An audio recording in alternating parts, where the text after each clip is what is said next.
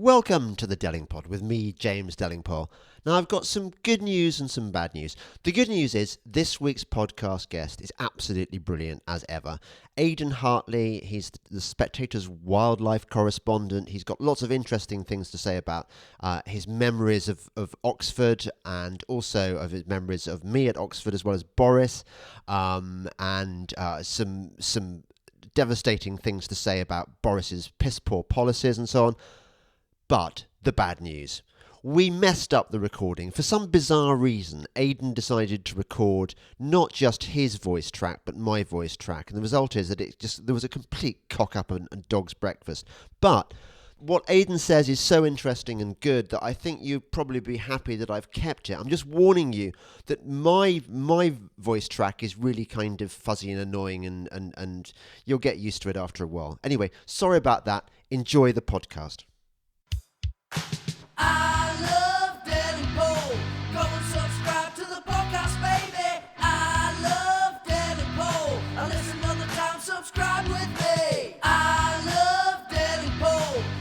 Welcome to the Delingpole with me, James Delingpole. Yeah, I know I always say I'm excited about this week's guest, but actually I am so delighted finally to have my old mucker, Aiden Hartley. Aiden Hartley on the show. Aiden, welcome. Thank you very much for having me, James. No, I mean, you and I, let's just explain to the special friend who you are and how far back we go. Because you and I think, met when you were in Balliol College with Boris Johnson, who's currently, I can't remember what he's doing now, whatever became of him. But anyway, you were there with him, and I was down the road in Christchurch, and I sort of became friends with a really interesting crowd, of which you were one, in Balliol. I don't know, I think you were a golden generation. Yes, I remember you very well because we used to write about you quite a lot in our satirical magazine called Tributary, which also, I think, launched Boris's political career. He was known in Trib, as we called it, as the Aryan bullpig.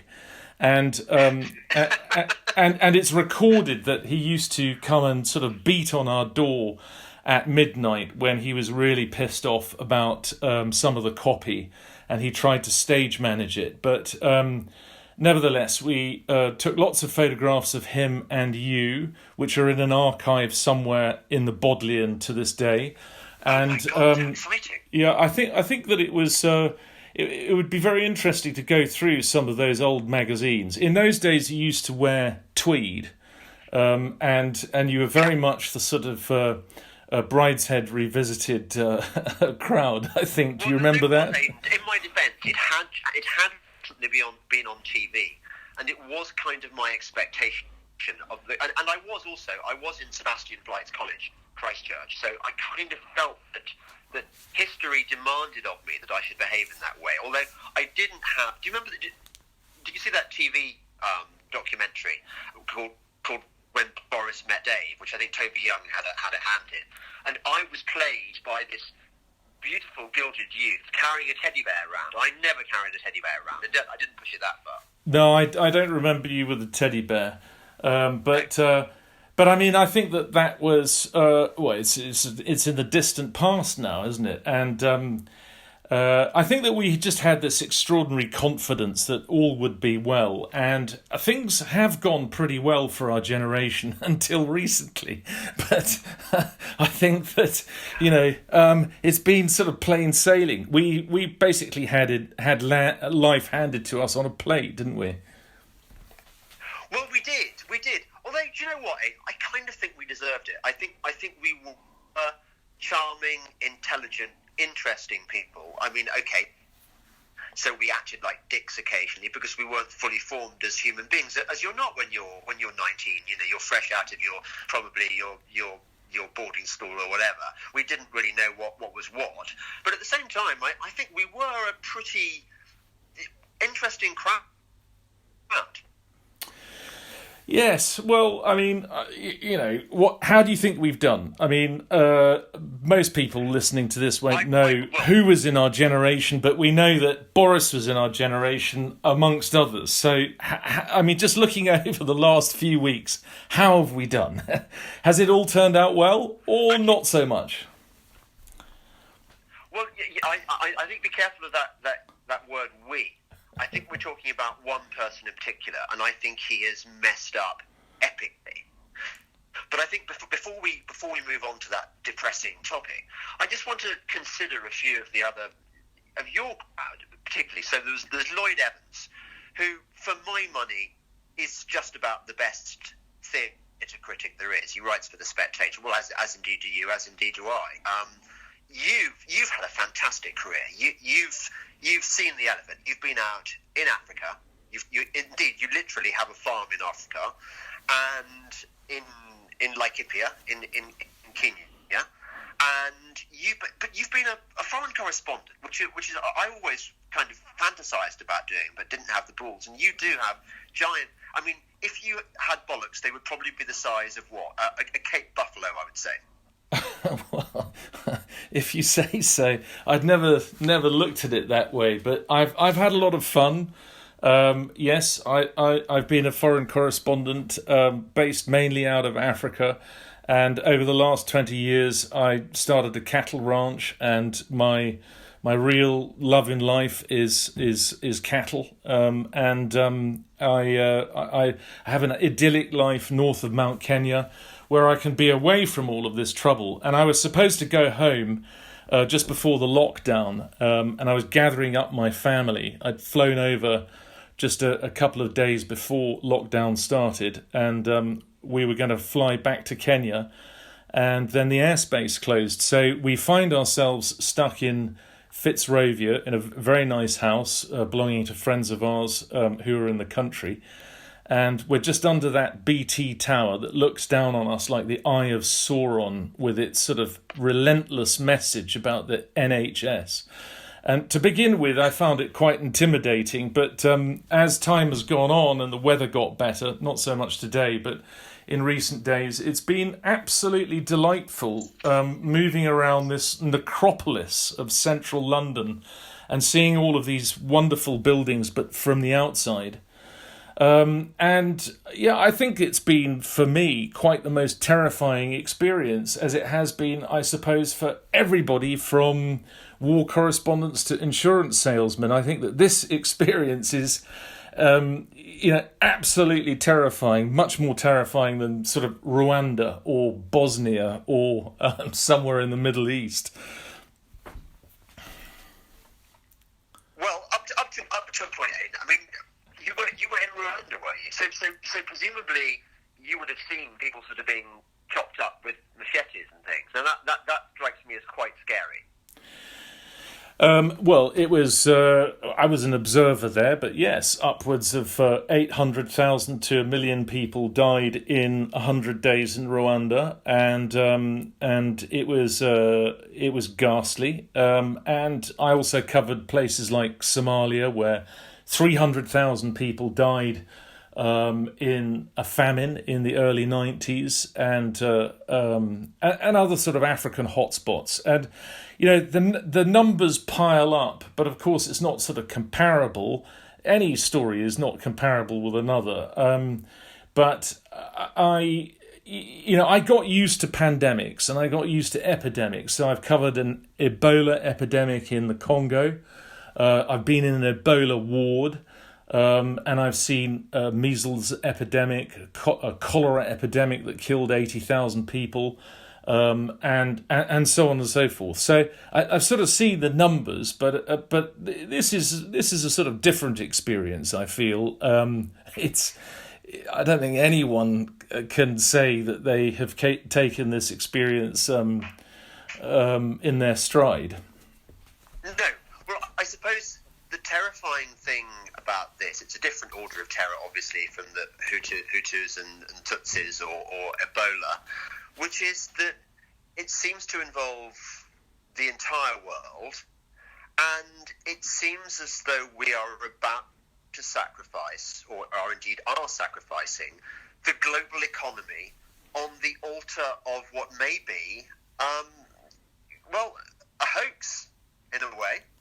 Would you say? Yeah, I think so. When I was sitting on my farm in Kenya, just before I came over here to try to rescue the family, I was looking at all of this stuff from Imperial College and so on, and I thought, there are going to be bodies stacked like firewood in the streets. And I did recall, Rwanda and places like that, where I saw, stacks of bodies being turfed into mass graves every day. And, I had those images in my mind. But we're quite obviously dealing with a completely different disease. As time goes on, we learn a little bit more about it. What strikes me is that the general public seem to be several steps ahead of the politicians and the decision makers all the way along this. So we've already begun to realise that actually this is a different sort of disease. It's not the plague that's going to kill everybody.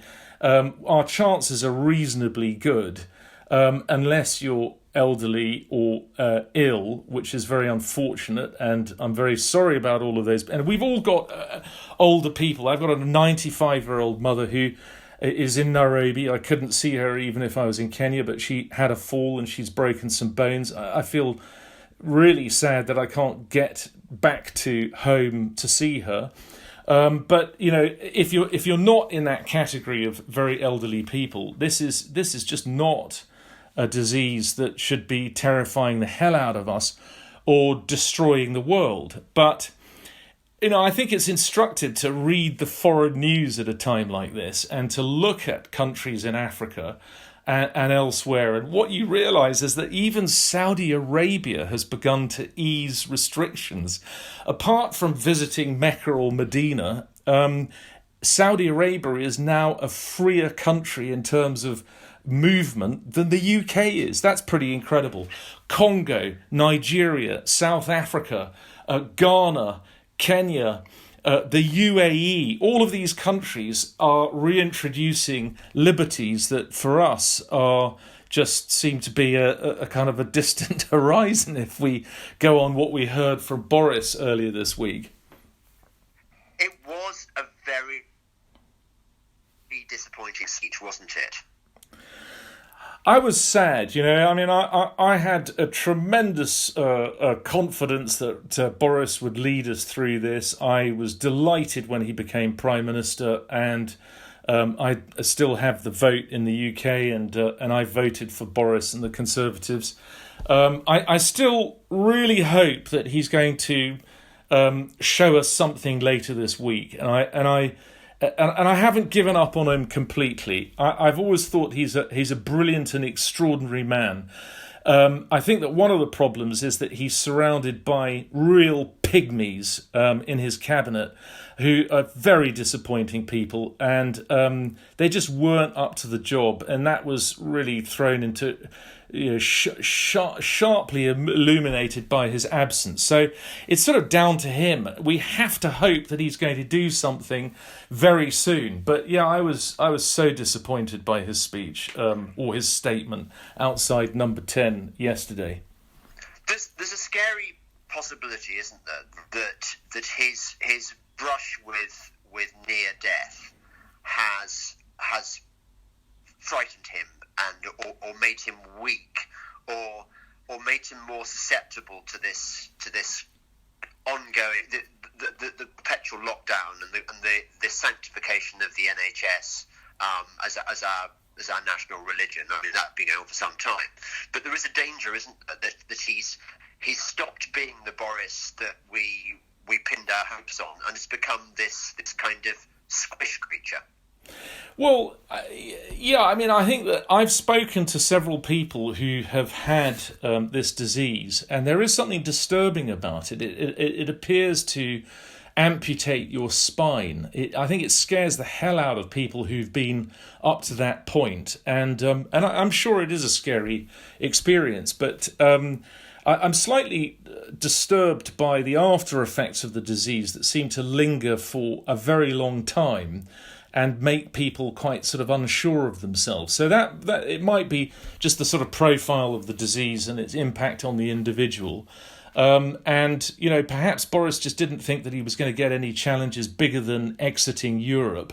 And he found himself with these guys who really are no better than people that you could pick up from any of the parties, are they? I mean, they're truly dreadful pageant of these characters who've come on day after day. I can't watch it anymore. I'm sure that a lot of your listeners, have found it pretty painful as well. But I doubt they watch. But yeah. Who are you thinking of particularly?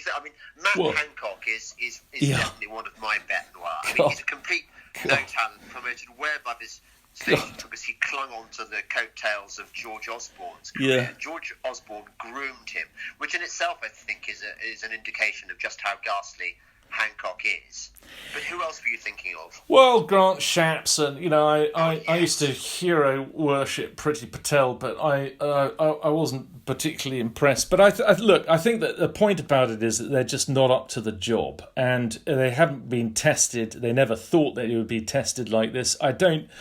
I have some sympathy for them. I do realise how difficult things are. But what I can't understand about them is that they don't seem to have the ability to change their minds. They can't seem to respond to the information that everybody in the world is reading and learning, and to try to stick with these slogans unchanging over week after week. It just seems to be just so wooden and pathetic. And of course, it does reflect all of the other aspects of the NHS. I have a family member who's a frontline doctor in the NHS in London. I think that she is doing a wonderful job and she's risking her life. And I appreciate what the workers on the front line are doing. I don't appreciate the bureaucrats, and I'm sure that everybody would agree with that. That we're not clapping those people. We're not appreciative of the civil servants and the bureaucrats and the politicians who have mismanaged this. And the real issue about this, and I just don't think it's said enough, is that for those people who are Tories, we believe that they would stick with quite a good plan at the beginning, and then they did this about face and went in a completely different direction. And it was because they weren't prepared and because they didn't have a good plan when they flip-flopped after March 16th and the Imperial Plan that they betrayed every Tory principle in the book, don't you think? Totally. So just to recap, Britain was taking the route that has continued to be taken by Sweden. So we would have had a degree of social distancing, but bars and restaurants would have remained open. Older people would have self-isolated. People would have been encouraged to self-isolate, but it wouldn't have been absolutely obligatory. And we would now probably be acquiring herd immunity or a degree of herd immunity. Whereas instead, Imperial College, Neil Ferguson, was the lead author, put out this unpeer-reviewed study saying that up to half a million people would die if no action was taken. And if action was taken, it would be still into, I think, the hundreds of thousands of dead. And the government was frightened, wasn't it? And so now they seem to be falling victim to the sunk cost fallacy, that we've gone this far, we've kept the country locked down this long, so we may as well continue because otherwise something bad might happen, we don't know what. That seems to be the argument. Yes, but I sort of, when I look at Sweden, I speak to Swedish friends who are Somali immigrants to Sweden, and their community actually has taken a bigger hit than some of the others because there are lots of taxi drivers, and they were being infected by Italians and people from other European countries who kept getting into the back of their cabs. But they're all in favour of the Swedish moves, the strategy that has been pursued there. I'm amazed by how much confidence they have in their government and the trust that they have placed in this chief epidemiologist, Tegnell. And so they seem to be quite happy with that. It seems to be a very different atmosphere. I think that in this country, what I've been shocked by, I think a lot of people have, is the way that people have possibly lost their nerve, and people seem very afraid of getting out of this. And that's what we've all now got to focus on. I mean, I'm just trying to get out of the country. I just want to go home to Kenya, but it seems at the moment it's going to be quite a long stay here.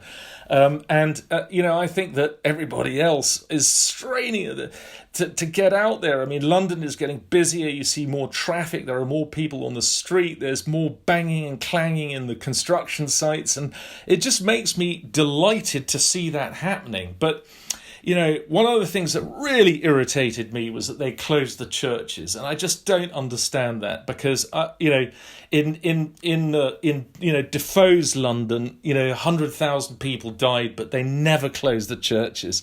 Why did they close the churches? When the churches open, that for me will be one big sign that life is returning to normal.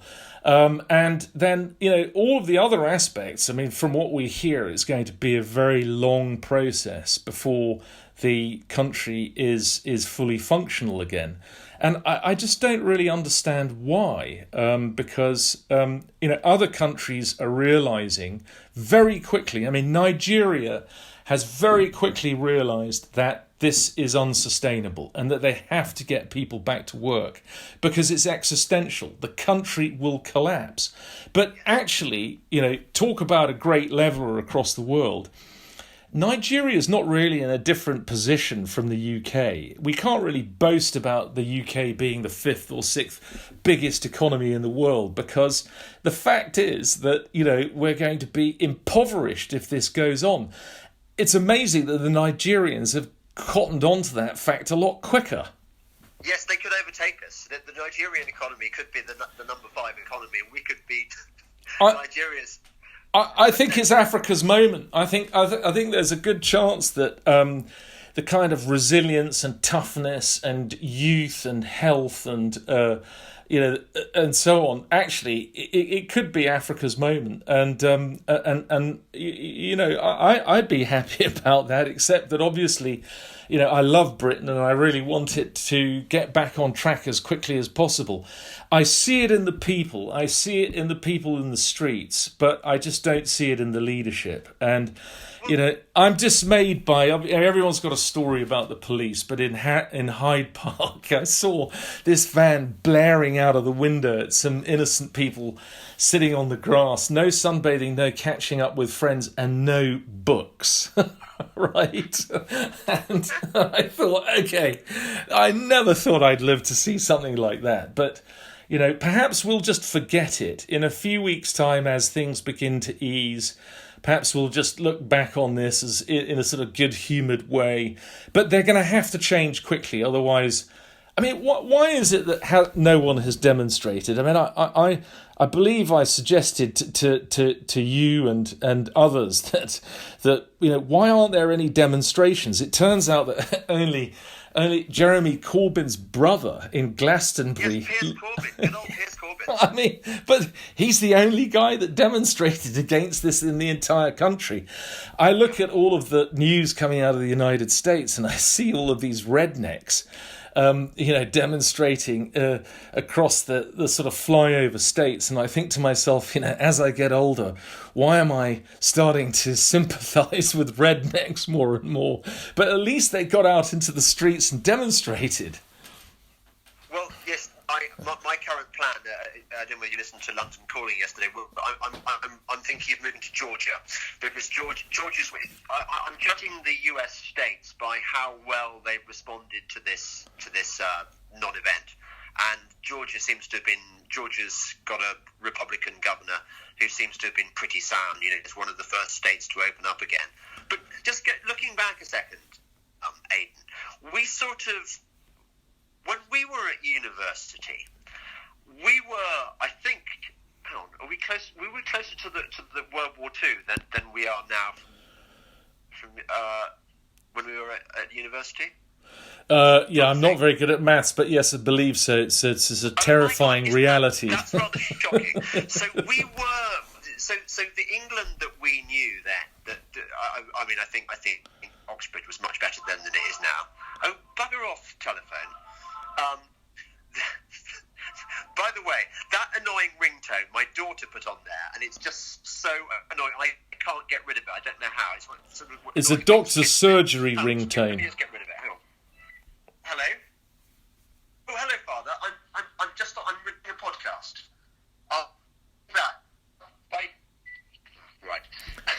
Yeah. Anyway, so we were there, and there was that kind of, well, at least on my part, an attempt to ape the what were they called, that the golden generation of, with Evil in War and so on. They were the aesthetes. Yeah. Sorry. The aesthetes. Yeah. But there was a famous book which I can't remember, the Golden Song. Anyway, that generation. So we were closer to the wartime generation than whatever I just said. But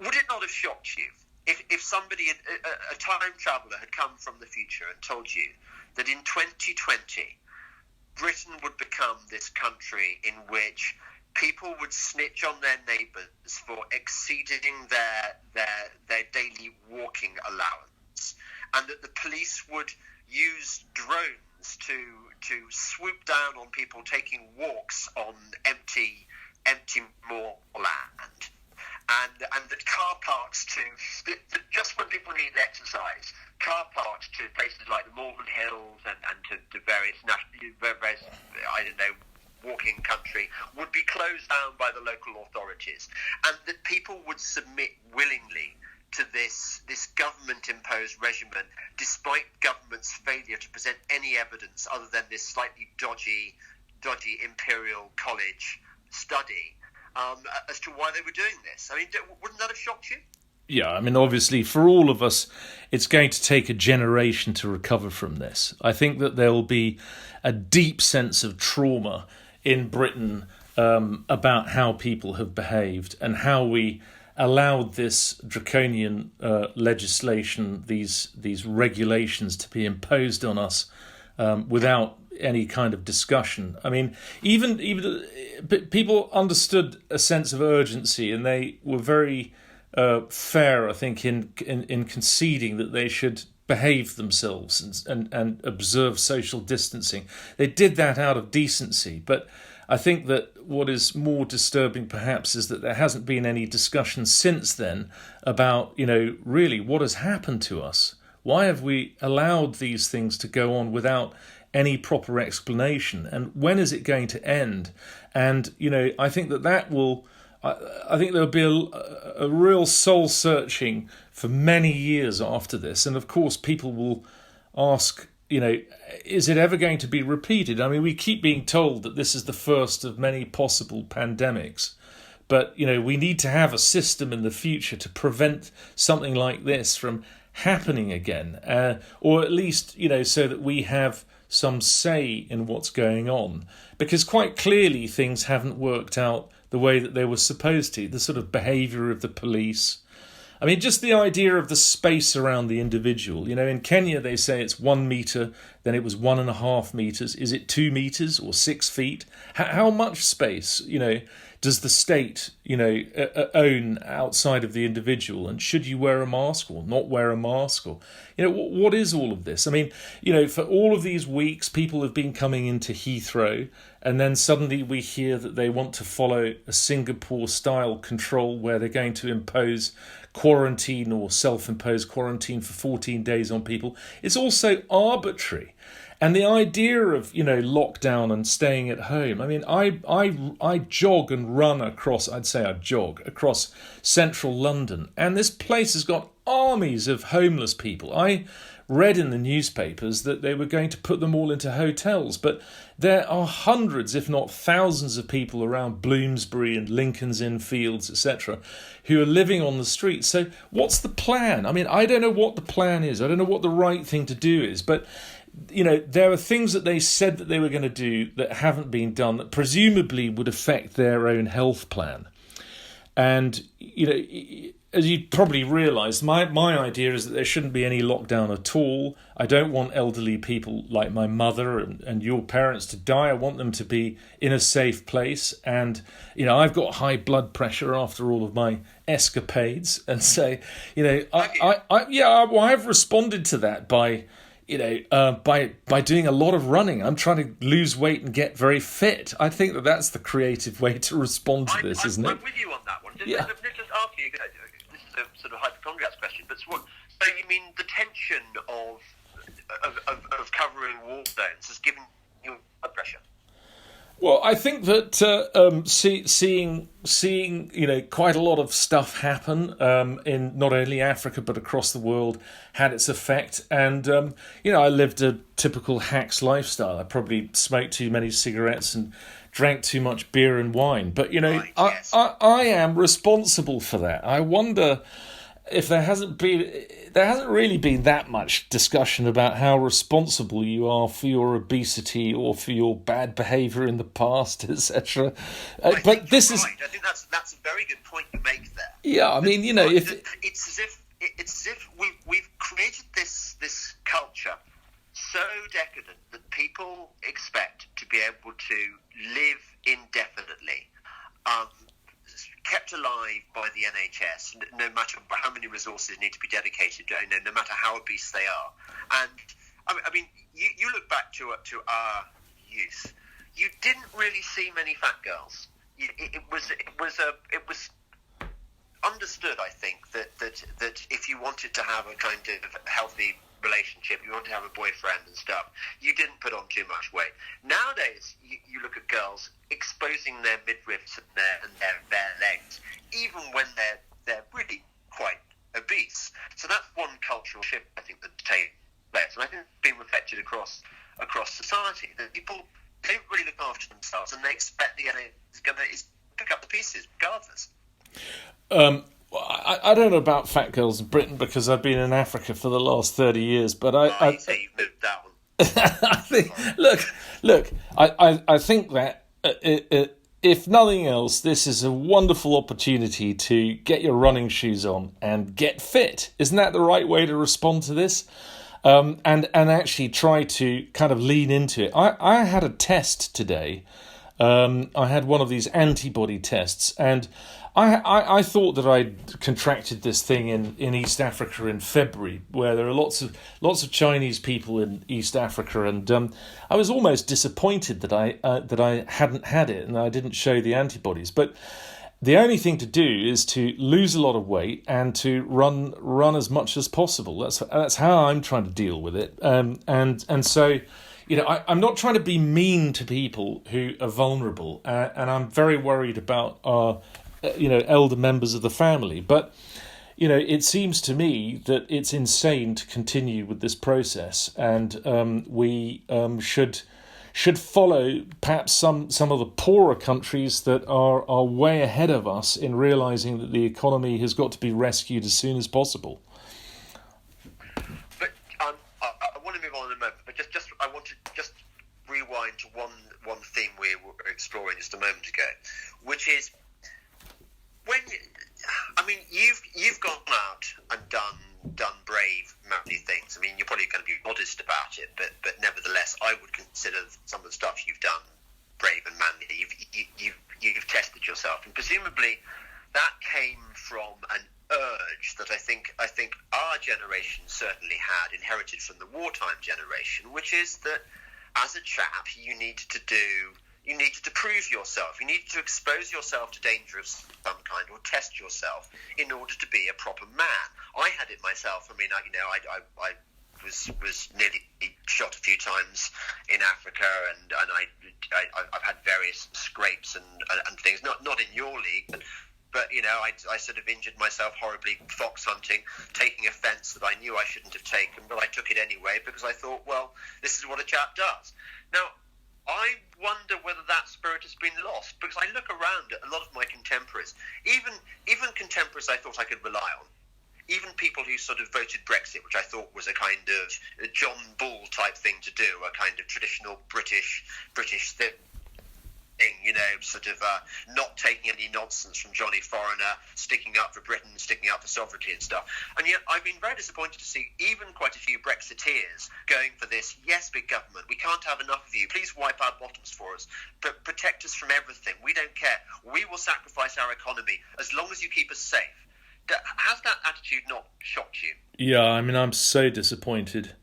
I think that all of the celebration that we felt earlier this year about finally parting from Brussels has been dissipated. It's incredibly disappointing. And, for 3.5 years or whatever it was, I found myself being sort of ostracised at gatherings in London where my wife would say to me, not a word before we went into the house, not a word. And eventually, it all came out and I had sort of that battle to fight. And now it just feels so disheartening to know that we're going to be the sort of pariahs who, are in favour of herd immunity. And that everybody else is going to be sort of so wedded to these directives from government and these empty slogans for the next several years. I come at this like a farmer. Before we had sort of foot and mouth vaccines in East Africa, and our cattle were infected by foot and mouth. My father's stockman would go around with a sort of rag on the end of a stick and stick it up the nostril of an infected cow, and then go around and stick it up the nostrils of all of the other cows to get everybody through it. And I don't think that the numbers that we're looking at are that. They're shocking and they're sad and they're terrible. But what it seems to me, I've got 2 teenage children who are just starting their lives. That's who I'm thinking about.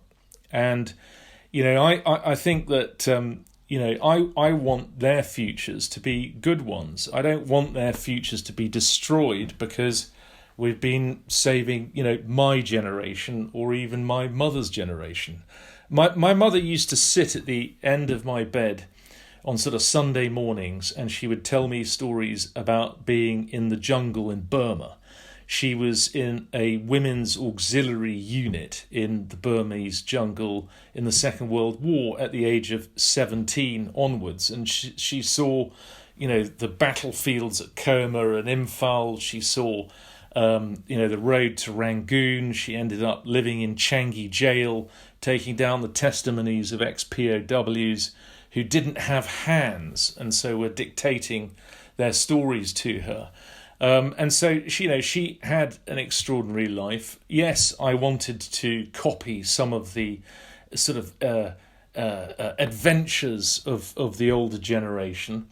And, in a way, it's thrust upon them. I think that our young generation, the people who are leaving school now, are going to find life very interesting over the next decade. And, in some ways, perhaps it's a good thing. A lot of the kind of wokeness will have just been jettisoned into space. I think there's going to be a cold, hard reality that in some ways might make this coming generation, these young people, kind of more interesting. I don't know. What do you think? I think you're right. I think that if the death of woke is a consequence of this, then it would have been a complete disaster. But you're right about the generational thing too. I'm sure that your mother's generation, I know speaking to my father and mother feel the same. They don't want the economy destroyed just to keep them alive. They're slightly horrified by those of their friends who feel differently, who are flying to the nanny state and want more of it. Nobody in my family, thank God, we're all immensely sound for some reason. I suppose it's because we're natural contrarians. It's that kind of black countries, Midlands. We're not having it, we don't like. But don't you think that more people are like that, perhaps behind closed doors, and that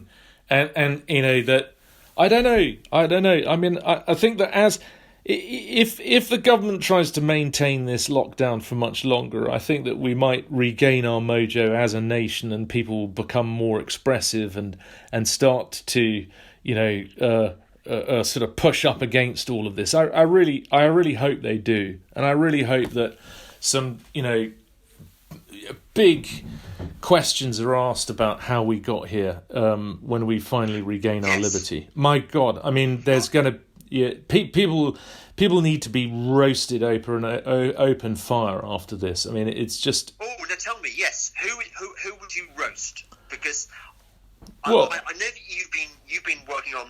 You've been involved in trying to get PPE for, which of course used to mean politics, philosophy, and economics, but now means something else entirely. It means what? Personal protective gear. It's one of these new phrases we've all been started using as if ever since we were born, and actually they're completely new. But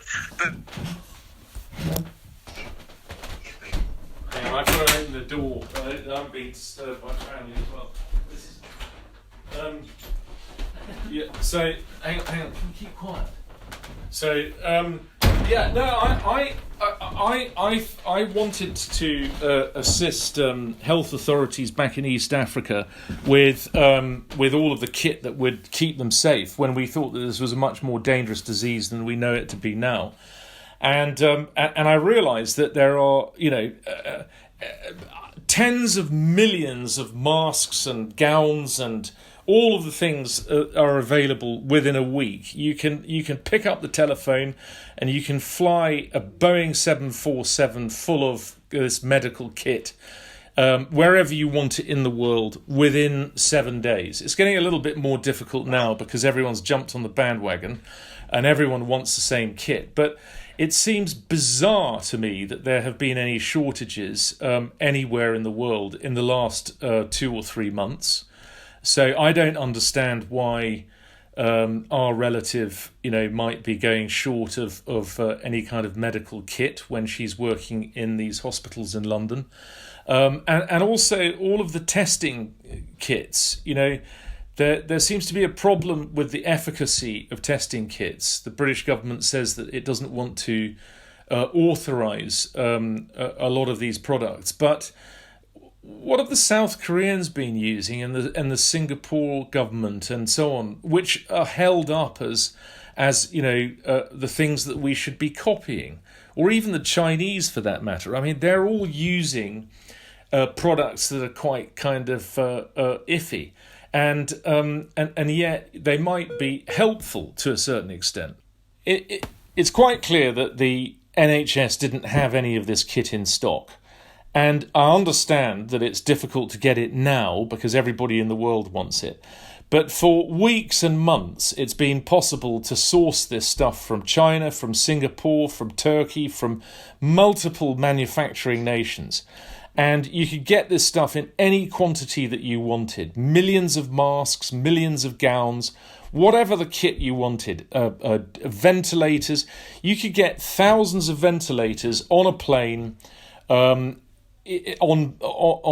air freight anytime you wanted, a delivery within a week to several weeks. I just don't understand why there's been a problem. Okay, I understand about quality control, but they're getting a lot of kit in that isn't very good quality, and then you hear stories about people wearing bin bags, but surely they could have sorted this out. And I only started looking into this because I was trying to source material for poor parts of Africa.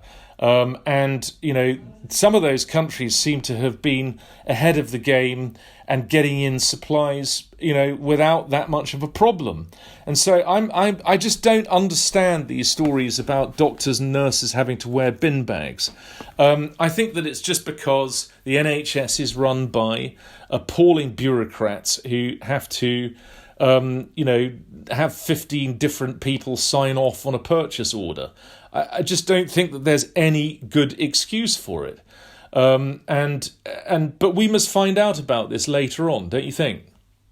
Well, we ought to, but I'm wondering whether the government has created a situation in which the NHS is untouchable. I mean, we had this spectacle this morning of the 1 minute silence observed for the NHS employees who'd lost their lives. Well, I think there's been a study done into whether NHS workers are any more have a higher fatality rate than any other area of the economy, and it seems not. Now, obviously, it's sad that those people died, but and there was also discussion about the NHS being awarded the collective George Cross, like the Royal Ulster Constabulary, like the island of Malta during the war, and I'm thinking this is creating a situation where the NHS is beyond criticism, where it ends up having yet more taxpayers' money poured into that insatiable maw. And I wonder whether we're going to get any kind of understanding of what went wrong, or indeed any hope of reform. Well, you've pointed to the answer. I don't think that they want to have any kind of scrutiny, and it's something at the moment, at least, which is untouchable. I the other day I was running up Fleet Street and I went past the statue of Bomber Harris, who did the bombing runs over World War II Germany, and 55,000 aircrew died in those bombing runs. Up to 600,000 Germans. That was a real war, but. I mean, I think at the moment it's coming close to what you would see as propaganda, isn't it? And it is propaganda. It is, yeah. And I think that I think British people do the right thing because they want to show their appreciation, and we've got these. These pictures of young nurses and doctors who right up there on the front line.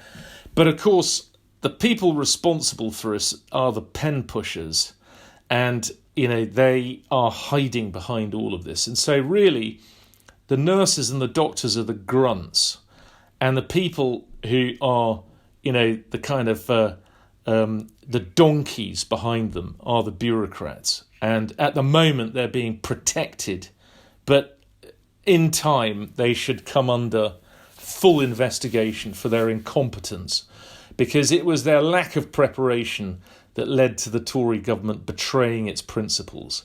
And so it is an appalling story of inefficiency by the NHS itself. And Yes. and of course all of this will be uncovered. And I think in a kind of really strange way, people who are on the right and the left will be united in wanting to know what happened. At the moment, you still see it in sort of party political terms, that you can see that left-wing people criticise the government in their own way for not having gone into lockdown earlier. And, then people like you and me, come from a completely different perspective where we're saying, why was there ever a lockdown when you had a fantastic plan up until the 16th of March? But at the end of the day, it will still go back to the fact that these guys in the NHS were not prepared. And because they weren't prepared, they buggered everything up for the rest of the country.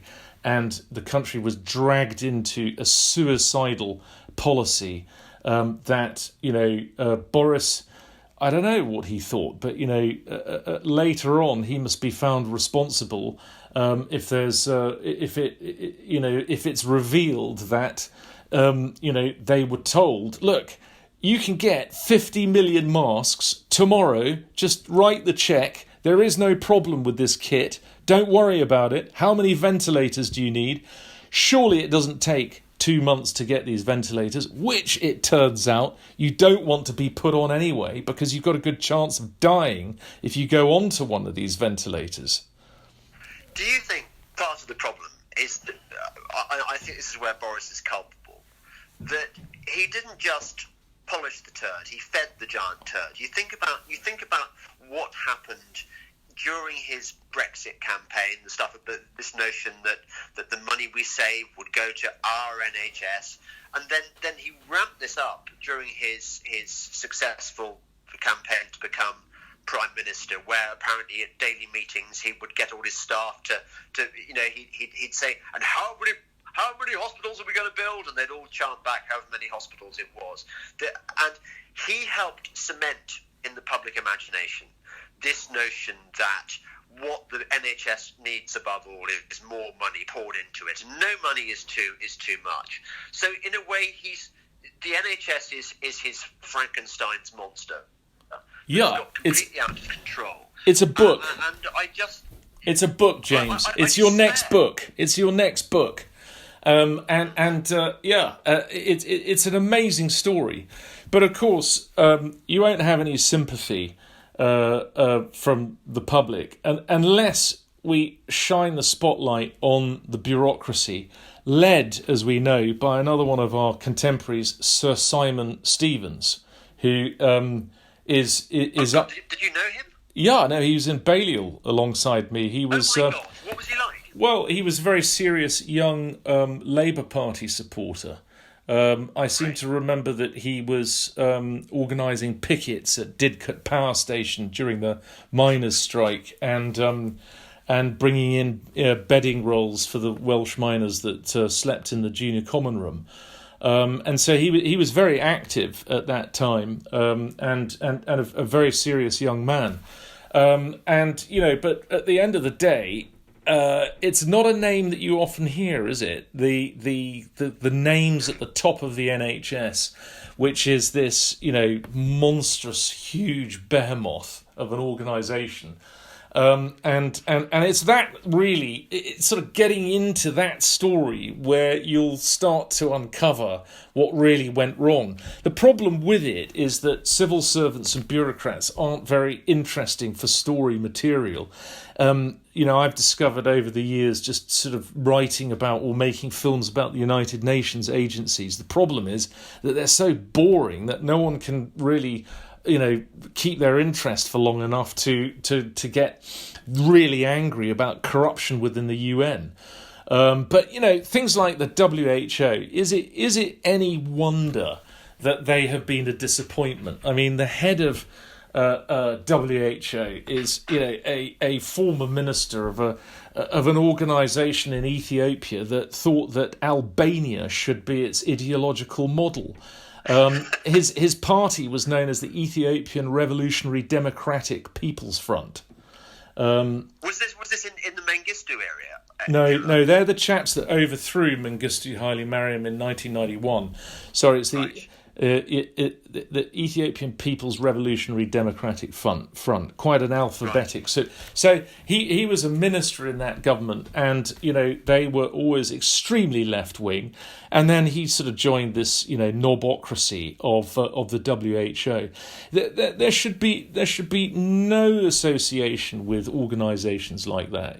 So the problem with your story, which is a good one, would be that you'd be investigating very kind of boring government departments and international agencies, but those are the villains, don't you think? Oh, totally, and I agree with you, by the way, that I found this when I was writing my book Watermelons, that all these kind of UN agencies which are pushing the climate change scam are so incredibly dull, and it's all about committees, and people like us are not interested in sitting on such committees, which is why your mate Simon Stevens, people like that, it's why they win. It's why the deep state wins, because they have an appetite for process and for committees and rule making, which kind of buccaneering, libertarian-leaning free spirits like ourselves who believe in kind of personal responsibility and limited government, it's anathema to us, and it's why they always win. I don't share your optimism that this is going to be that this is going to be a watershed, that somehow we're going to emerge from this and we're going to question the system. I suspect that the status quo will become even more embedded. Well, we've got a lot of work to do if that's the case. Look, if we just sort of talk about how things got moving, I mean, look at the performance. The British Army has done a terrific job in making things happen. If you think about it, what they should have done is just got all of the civil servants out of the room and just brought in, the 16th Air Assault Brigade and some SAS and SBS guys. Shut the civil service. Yeah, just said, okay, boys, this is the challenge, and that's what they would have done. I have a feeling that that's what they have done. I mean, they've obviously contributed a tremendous amount to getting things moving. So, there are bodies in the country that are able to get things done quickly, but it seems that the army. Well, you're right. Why don't we clap for the soldiers and so on? Why don't we clap for the extraordinary people who turn up at Marks and Spencers or Tesco's every day, and I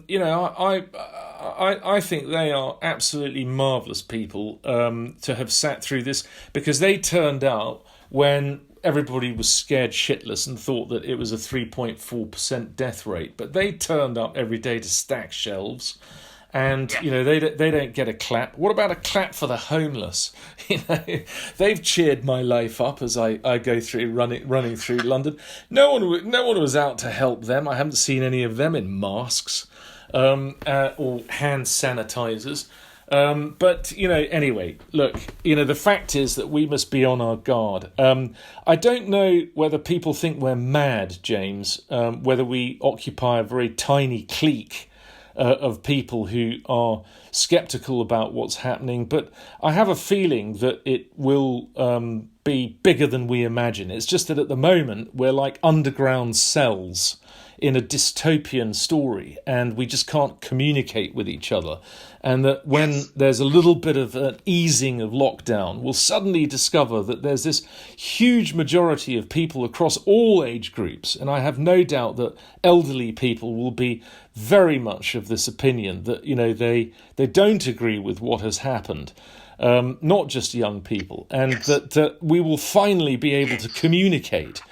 And I think we should come together in a big, very civilized demonstration in some public square in London to show that we're never going to allow this to happen again. Just a couple of things I wanted to.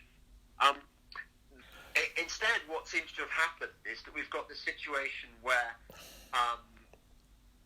Matt Hancock has decided that any form of free market is the equivalent of profiteering, and that somehow this is undesirable, and that there should be no competition, and that the state should take charge of everything and decide on quotas, a bit like the Soviet Union. Has that shocked you? Yes, sure, and it sort of gets back to some of this medical kit. I was trying to source these tests that could be exported to Africa from countries like China and South Korea, so that health authorities there could have test kits. And then I suddenly thought, but why can't people have test kits in the UK?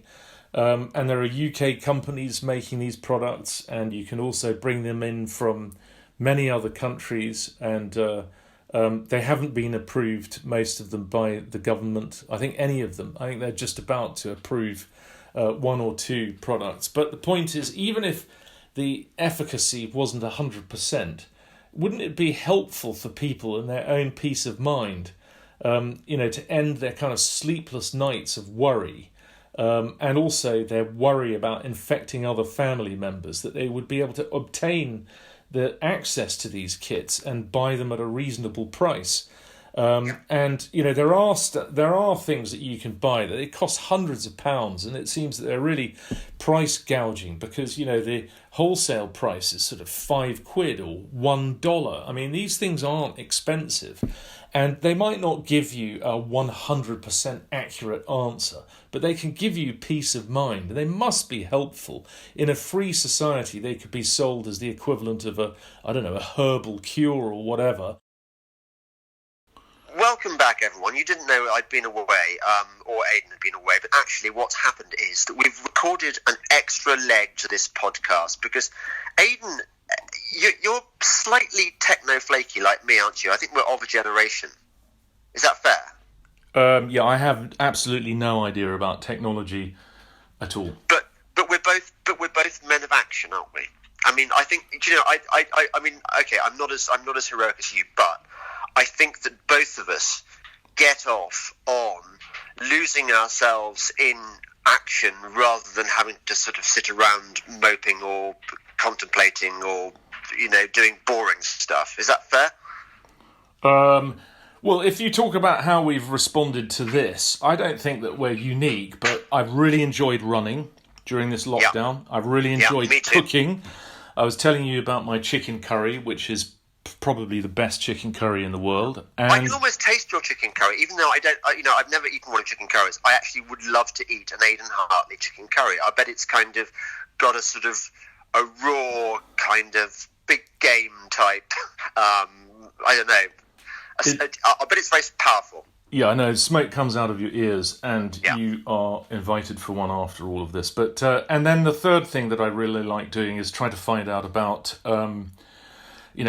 supplies of masks and test kits and things like that around the world, because I felt trying to get into this problem of why this lockdown is really happening. I thought at the beginning, try to help people in Africa, colleagues and so on, to supply all of this stuff, and it's been fascinating to work out how you source a 5 million N95 masks in Shanghai, so it's all been very interesting. But Aiden, can I ask you, do you think any of this shit is actually necessary? I mean, haven't we perhaps been sold a pup?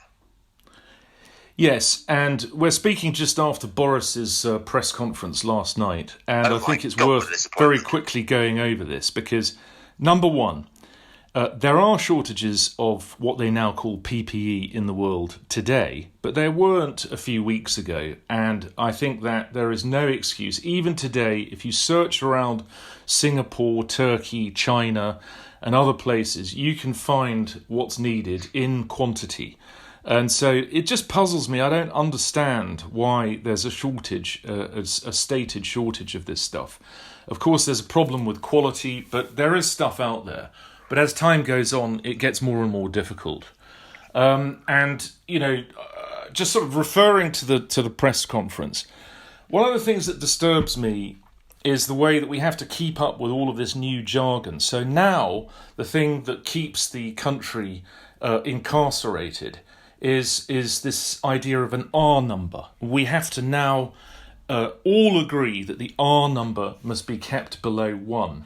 And a month ago, we weren't really talking about the R number. I mean, it was in the Imperial report, but it wasn't, press conference material. And now the whole country has to be below 1.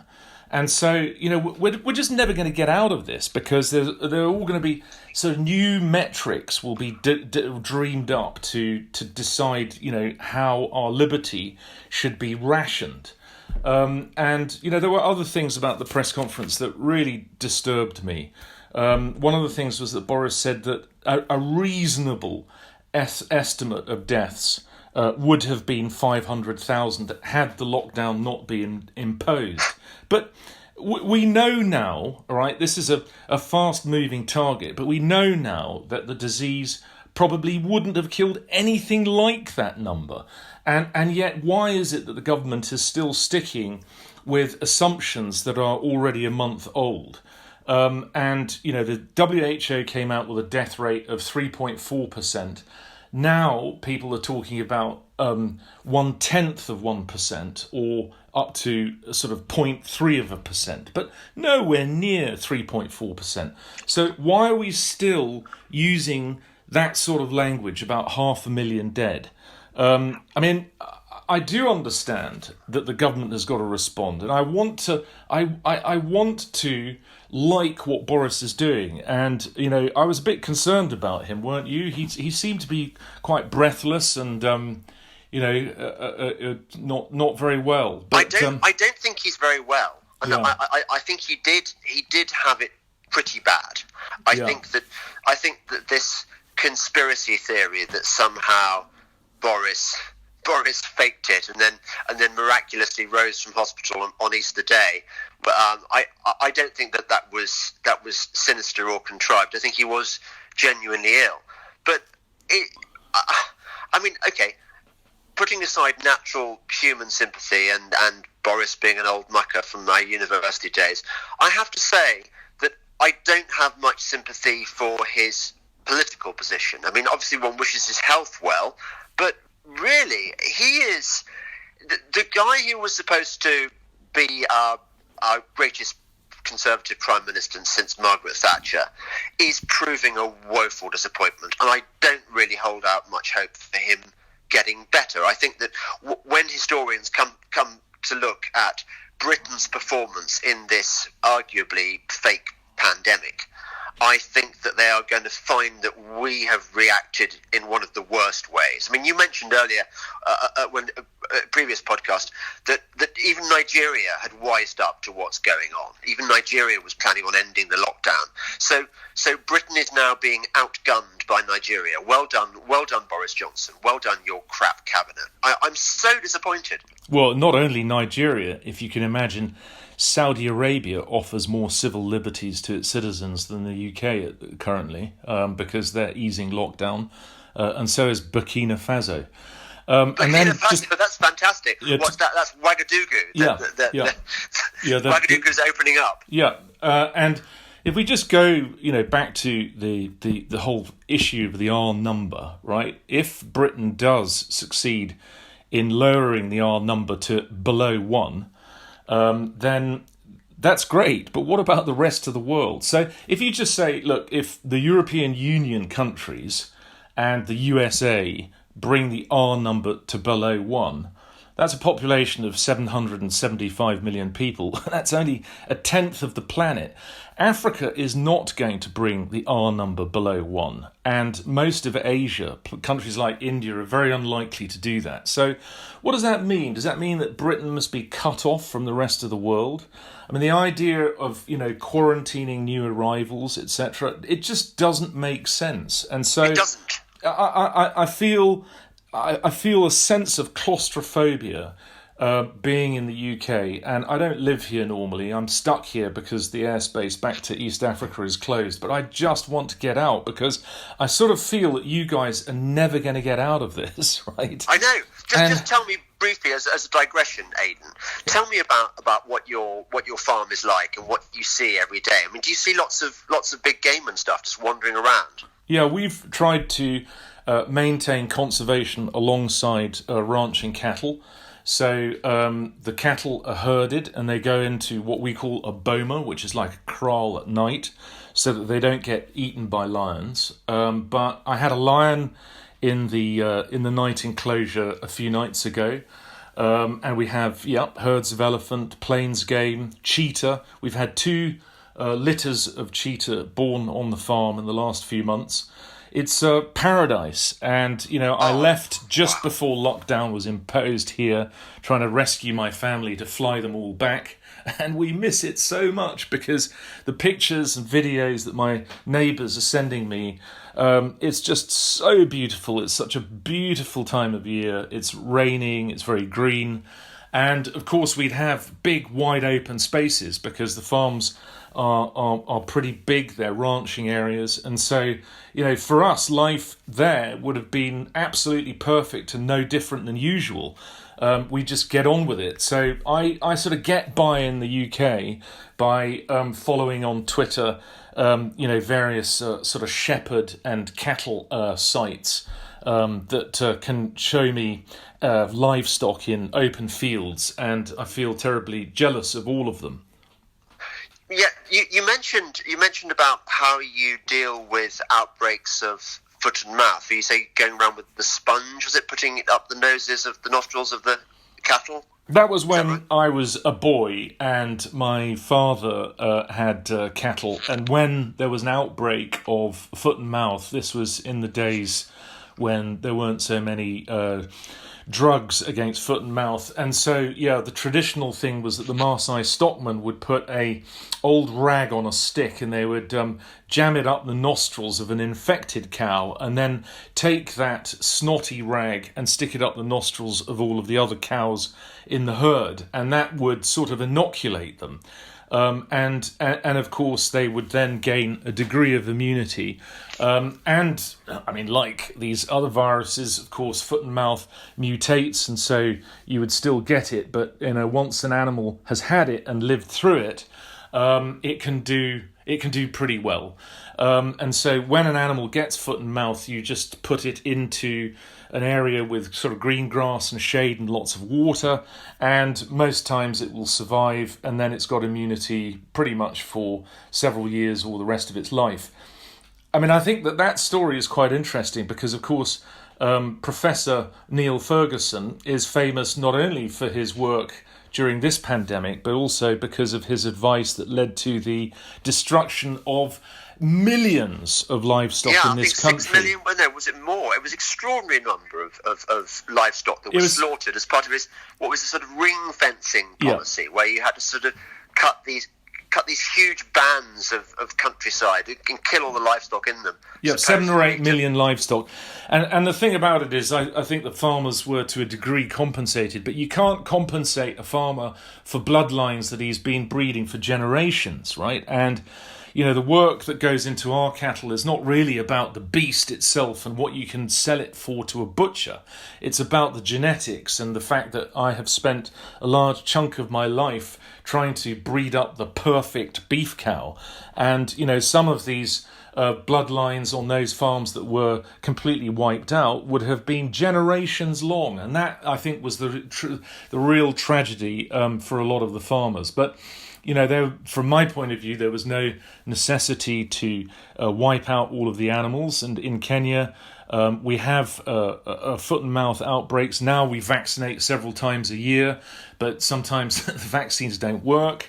And, our cattle, touch wood, mine haven't had it for a long time, but neighbours sometimes have had outbreaks of foot and mouth. You don't destroy your whole herd. You get over it.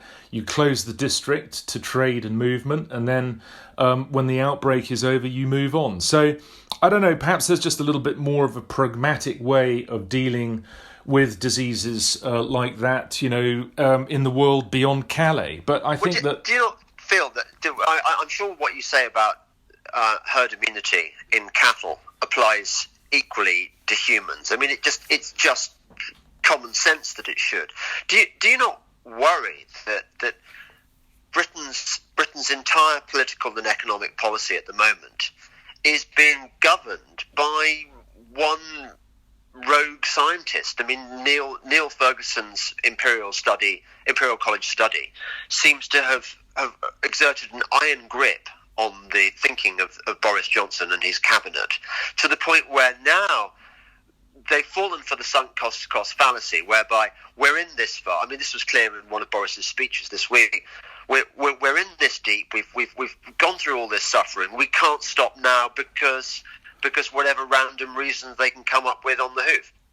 Yeah, I mean, I think that it's been said many times now that Ferguson has got one point of view, but what about other points of view that are coming from academics in Oxford and in California and in Sweden particularly? And surely this is a discussion, and also the discussion changes. It can be revised the more that we know about what we're up against. But we still seem, in terms of planning, to be based around March 16th panic mode. And as a result, it seems to me that the whole economy of Britain is being repurposed to become one sort of huge hospital, so that the country, in Orwellian terms, could be called Ventilator One. It seems that it's a huge sadness, and I feel so sorry for all of the businesses that are going to go bust or already have gone bust. And look, I know that people are frightened of the disease and they're trying to be responsible, and I think that ordinary people have responded to this in the best way that they can. But I think just enough. We've got to have some kind of movement now, and it seems a huge pity that the effects are going to be felt for many years to come. I mean, look, from China's point of view, in January, they realised that they had a disease that they should inform the outside world about. Instead of that, they lied, because it's the Communist Party of China, and that's what they do. Then I think that they realised, sort of remembering their Sun Tzu, that they didn't actually really need to tell the world the truth about the nature of the disease, because, as Sun Tzu says, the whole secret lies in confusing the enemy so that he cannot fathom our real intent. And, all of his stuff about when you're near, pretend to be far, and when you're far, pretend to be near to the enemy, etc. I think that China saw this as a massive economic opportunity to gain a victory that they couldn't get on the battlefield. And so they almost hid the benign nature of the disease from the rest of the world and fired up all of their machines to make masks and PPE kit and ventilators, and waited for the world's stock markets to crash so that they could buy up big positions on the cheap and sort of acquire copper mines and oil fields and ports from countries that were in hock to Beijing. And, those are the guys that are laughing. It's not really about, whether Britain is going to take Huawei. The question is whether China is actually going to own Britain when all of this is over. Yes, and there is a very unhealthy relationship, isn't there, between the World Health Organization and between big tech gazillionaires, notably Bill Gates, who seem to be working in lockstep with China to advance this particular globalist agenda. I mean, I think they are the useful idiots of China, and I think we're all going to. This is just we're living through the first chapter of this crisis, aren't we? I think there's going to be lots of new developments which are going to be not necessarily to the advantage of our economies or our way of life. Look, I think that the United Nations should be a little bit like the League of Nations when the Second World War broke out. It wasn't fit for purpose, and so it was abolished. And after the Second World War, the UN was created. Perhaps it's time to review the role that the UN plays in the world, which includes WHO, and abolish it and replace it with something that is fit for purpose in this new world that we're facing. And I think that the world should definitely impose sanctions on China and try to seek compensation. I don't necessarily agree with you about Bill Gates. I think that he's done a lot of good in vaccinating children across Africa, and I think that those vaccinations are absolutely vital to the health of developing countries. And I don't really know that much about his role in this crisis, but I think that what you have... Well, exactly, Aiden. I think, be careful here. Okay. I just think there's... Lots of special friends are listening to this and thinking, I thought Aiden was really clever, and now I think he's a total fuck. Okay. He's a stooge of the globalist... Yeah. Look, what I can see from the ground in East Africa is incompetence on the part of the United Nations, and also a predatory strategy by the People's Republic of China in trying to seize assets and take over in the continent in return for some pretty shabby Belt and Road infrastructure that they've been building across the continent for a decade or so. And I think that those things need to be looked at. But once again, African countries are looking at those things. I think they're becoming more critical of United Nations agencies, and they're very critical of China because they've seen videos of black Africans being horribly treated in cities like Guangzhou, and they're also waking up to the fact that these deals between Beijing and African countries were made with often corrupt leaders. They weren't made with countries. They weren't made with, representative democracies. They were cozy deals with despots. And so why should Africa, which is now beset by another debt crisis, pay that money back?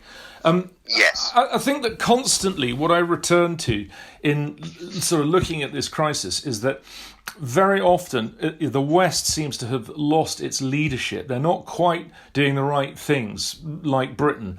And it's very interesting to see how other countries in developing countries like Africa and India and other countries are responding to this, because in some ways they're just a lot more pragmatic. They realise they don't have the resources economically to deal with it, and so they're accelerating the return to normal life, and they've got a more philosophical attitude to the kinds of casualties they're going to have to accept as a result of that. But they've got their eye on, the bigger picture, rather than being completely just obsessed with the health crisis.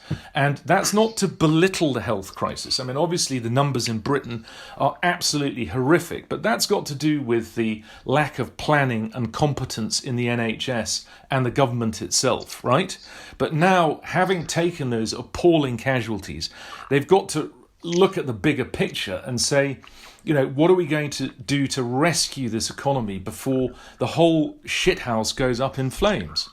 Yeah, I think I disagree with you on the appalling nature of the casualties. I mean, I'm not sure that they are significantly, horrifyingly higher than we might get in a bad flu year. But that's by the by.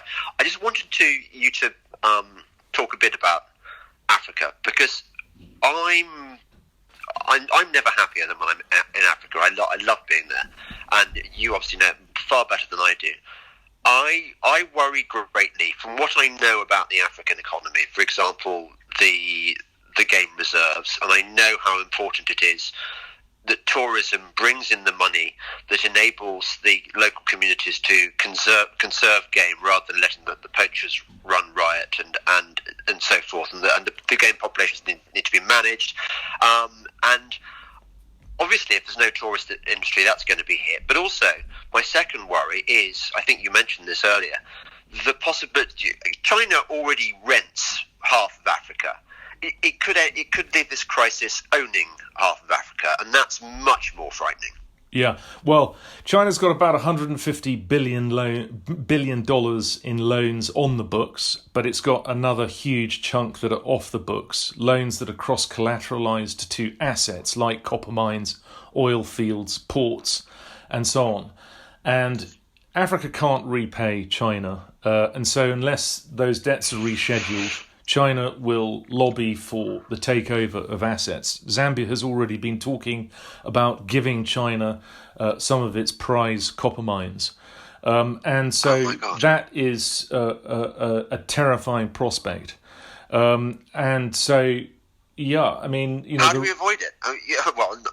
Not that we necessarily can, but... Well, Africa can threaten to default, and some countries are effectively defaulting now, but there is the role of the IMF and the World Bank of the sort of charging back in to help out these countries or to cancel debt, and so I think that Africa will get through that. But let me give you one example of why that Africa has gone to China rather than the West. The World Bank has this environmental policy whereby if you are a country in Africa and you want to try and build you want to finance a power station, say, to give people electricity rather than kind of dirty, stuff fueled by firewood or whatever. And the World Bank refuses to fund any project which is not renewable. So they'll buy a wind farm, which is of course useless when the wind's not blowing, or they'll buy a solar array, which is useless at night. But they won't fund an oil-fired power station or anything like that. Which obviously, if you're in an oil-rich country part of Africa, then that's the obvious thing to do, and the World Bank will not help. So where do they go for their finance? They go to China instead, which is more than happy to finance these projects because it means that it owns a piece of Africa's arse. Yeah, of course. China has offered, very low interest rates, and they have been able to step in when other donors weren't around to get the prestige projects that a lot of presidents want built. But the World Bank also funds some pretty dodgy projects, like hydroelectric projects that are in big game reserves, and so that's not something that they're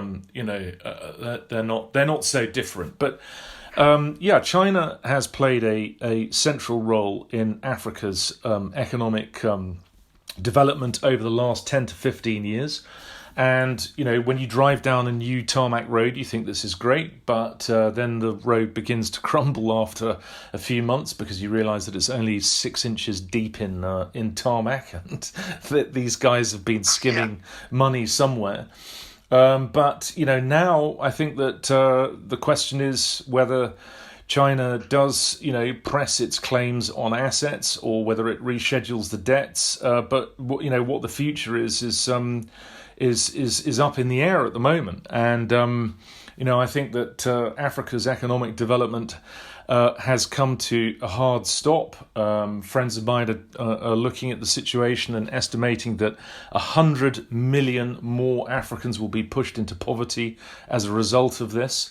You talk about tourism, that's 67 million people employed across the continent. And in the absence of tourists already, rhino poaching has flared up in countries like Botswana. And, where are those rhino horns going? They're going to the Far East, they're going to Vietnam, they're going to China.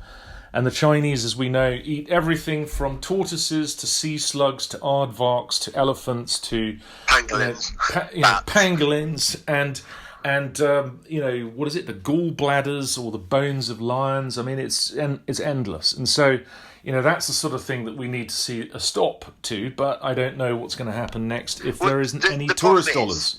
The West right now is going to be one of the consequences of this the 2020 year of madness is going to be that people's minds are going to be not liberal Westerners are not going to give a toss about Africa anymore. I mean, not that they ever did before, really, but now they're going to be so preoccupied with domestic problems that they'll essentially allow the whole continent of Africa to go to the wall. They haven't got enough emotion and compassion to reach out to Africa in this time. So that's going to be an absolute disaster. Africa is completely screwed. Yeah. Yes and no, because I think that Africa actually there's an opportunity for ordinary Africans to start to say that they don't want to have these predatory relationships with the World Bank and the IMF and the United Nations agencies, and that really just benefit their leaders, and the same with China.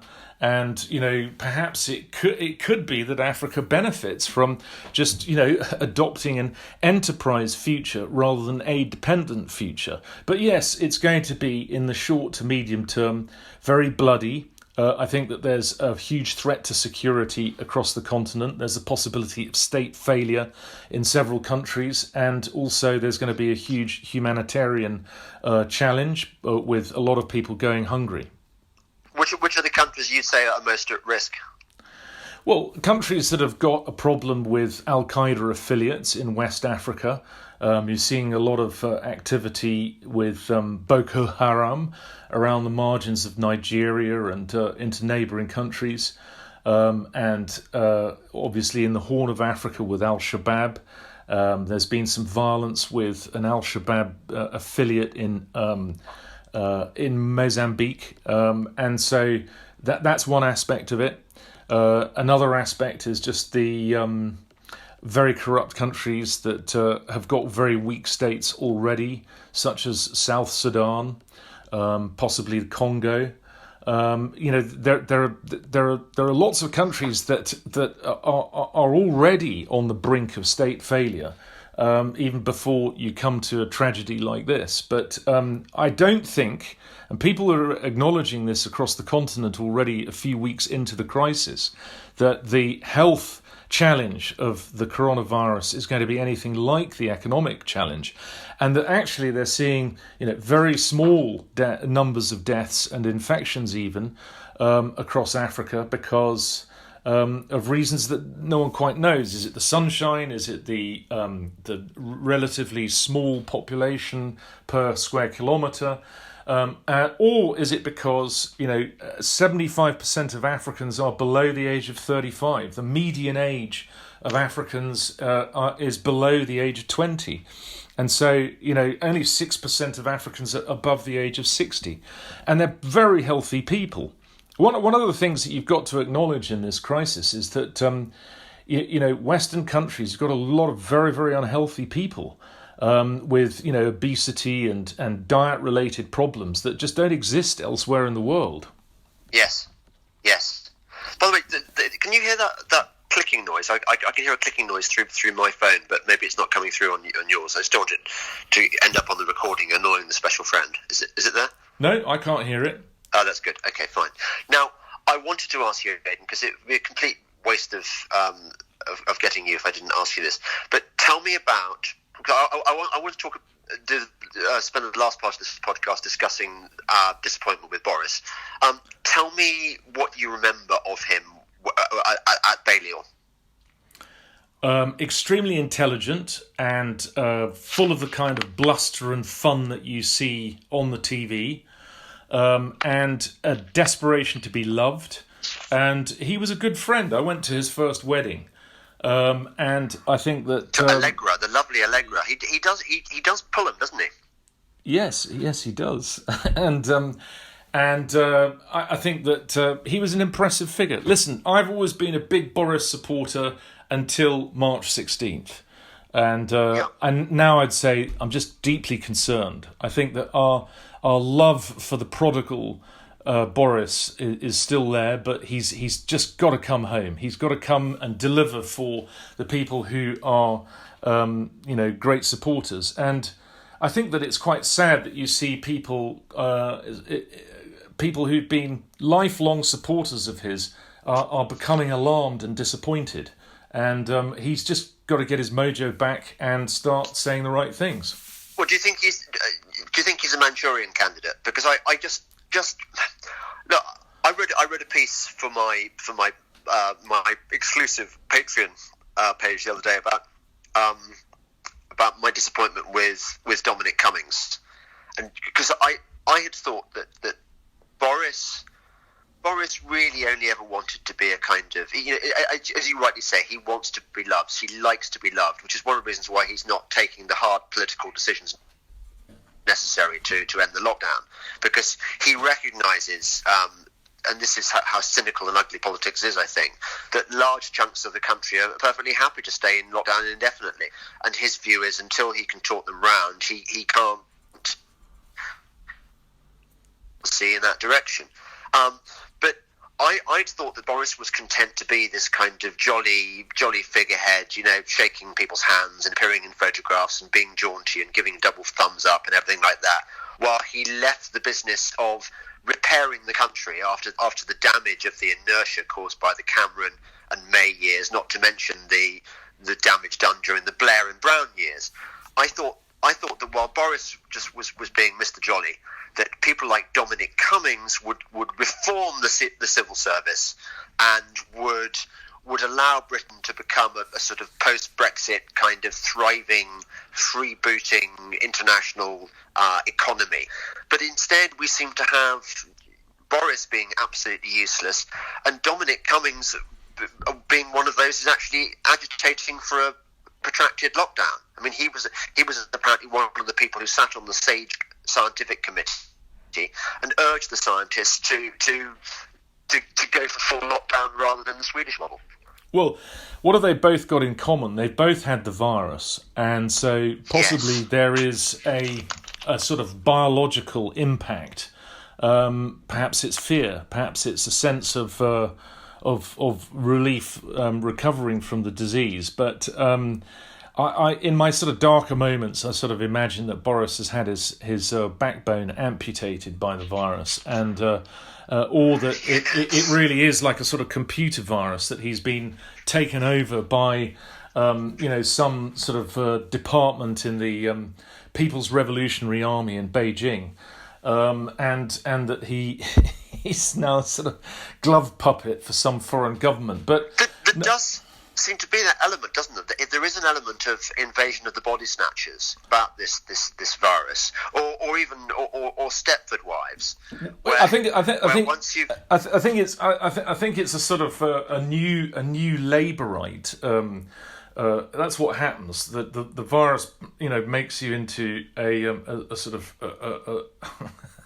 a sort of real liberal. But look, I think that there's still time for redemption. I think that there's going to be a moment when Boris wakes up and he says, "This just can't go on," and he realises, because he tests the waters and he sees that the people of Britain have had enough, and because he likes to be loved, he says, enough, we must stop this, and he must lead his people out of the wilderness, because that's where Britain is at the moment, right? It's walking around in circles somewhere in the desert in Sinai.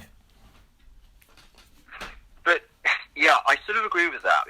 But he needs to lead his people out of the wilderness rather than wait until the people are ready to be led out of the wilderness. And I think that's the difference. I really worry that, looking at the stats, looking at what surveys are telling us, we're only a tiny percentage of the country is currently as unhappy as we are with the lockdown. I mean, I think this podcast, can you imagine how big my audience would be if I'd gone for the Piers Morgan route and become a kind of bedwetting COVID hysteric and demanded ever greater action and demanded that a tomb in Westminster Abbey be prepared for Captain Tom. What about? Have you noticed this stuff? I mean, I've almost given up reading the newspapers now because I can't bear being fed propaganda. But no, it's Pravda. It's Pravda. Captain Tom. Yeah.